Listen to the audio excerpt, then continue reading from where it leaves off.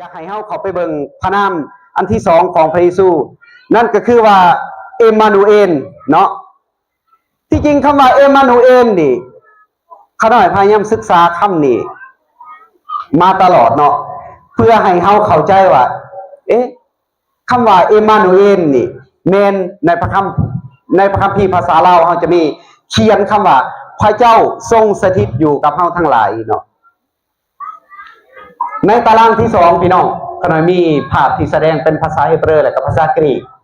เป็นภาษาธรรมของพระคัมภีร์เฮาอีกเทื่อหนึ่งเนาะถ้าที่ออกเสียงเป็นภาษาฮีบรูแท้ๆคืออิมมานูเอลเนาะอิมมานูเอลเนาะแต่ถ้าภาษากรีกเพิ่นจะออกเสียงอีกต่างคือเอมมานูเอลเนาะพี่น้องเนาะสิแปลคำนี้ว่าพระเจ้าผู้ทรงสถิตอยู่กับเฮาทั้งหลายคำนี้ประกอบด้วยสองพยางค์พี่น้องเอมมานูเอลมาจากสองคำในภาษาฮีบรูเนาะถ้าเฮาบ่ฮู้รากศัพท์แน่นอนเฮาสิเข้าใจคำนี้มันหมายความว่าอะไรแน่นอนนักภาษาศาสตร์ชาวคริสเตียนเขาสิว่าคำว่าเอลหมายถึงพระเจ้าหรือพระเจ้าผู้ทรงสถิตอยู่เทิงฟ้าสวรรค์เอมมานูเอลหรือว่าเอมมานูในภาษาฮีบรูแปลว่าอยู่ด้วยหรือสถิตอยู่นำหรืออยู่กับฉะนั้นเขาจึงเอาสองคำนี้มาบวกเข้ากันเป็นเอมมานูเอลแปลว่าพระเจ้าผู้ทรงอยู่กับเฮาทั้งหลายอันนี้คือหากศัพท์เนาะที่มาของหากศัพท์คำว่าเอมมานูเอลพี่น้องถ้าพี่น้องสนใจการแบ่งปันของขน้อยในมื้อนี้เนาะพี่น้องสามารถเข้าไปเบิ่งใน YouTube ของขน้อยก็ได้เนาะเพราะว่าขน้อยถ่ายทอดเป็นวิดีโอให้พี่น้อง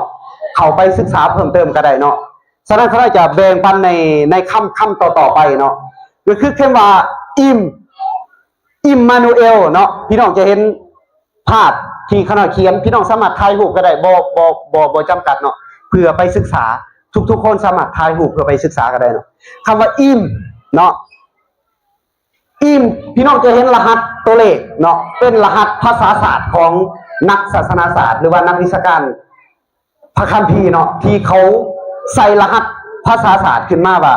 รหัสคำนี้ถ้าพี่น้องไปคลิกคำนี้ในโปรแกรมศึกษาพระคัมภีร์หรือว่าในรหัสโปรแกรมศึกษาพระคัมภีร์ไบเบิลนี่นะพี่น้องสิคลิกคำนี้พี่น้องสิเห็น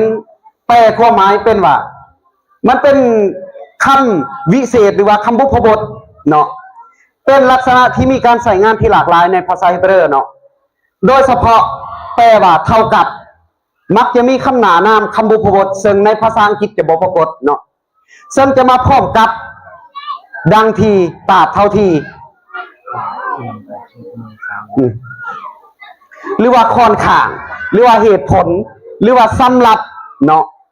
จากคำว่าเนาะส่วนคำที่สองก็คือคำว่า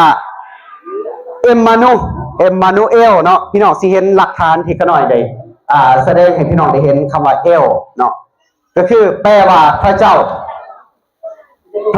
ผู้ทรงสถิตอยู่นำเนาะพี่น้องเนาะอันนี้